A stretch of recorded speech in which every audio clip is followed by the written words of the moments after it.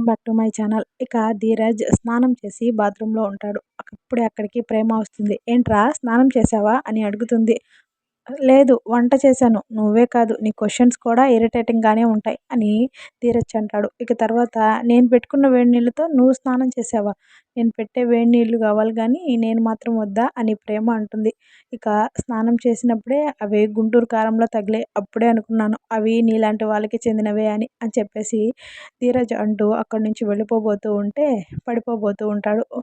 అప్పుడు ధీరజ్ని ప్రేమ పట్టుకోబోతూ తను కూడా పడిపోబోతూ ఉంటే ధీరజ్ కూడా తనని పట్టుకుంటాడు. ఇద్దరు అలా కాసేపు కళ్ళలో కళ్ళు పెట్టుకుని చూసుకుంటూ ఉంటారు. ఇక తర్వాత ధీరజ్ లేస్తాడు. ఒరే నేనంటే ఇష్టం లేదన్నావు, మరి అంతసేపు నన్ను అలా ఎందుకు చూసావురా అని చెప్పేసి అంటూ ఉంటే నువ్వు ఎక్కువ ఊహించుకోబాకు, నువ్వు పడతావని పట్టుకున్నాను అని ధీరజ్ అంటాడు. ఇక తర్వాత బాత్రూంలో నుంచి బయటకు వచ్చేసి ఇక ప్రేమ శారీ తీసుకుంటాడు. ఏంట్రా నువ్వు నా బట్టలు తీసుకుంటున్నావు అని అంటూ ఉంటే ఏ చిచి నీ చీరలు తీసుకున్నానేంటి అని అక్కడ పెట్టేస్తాడు.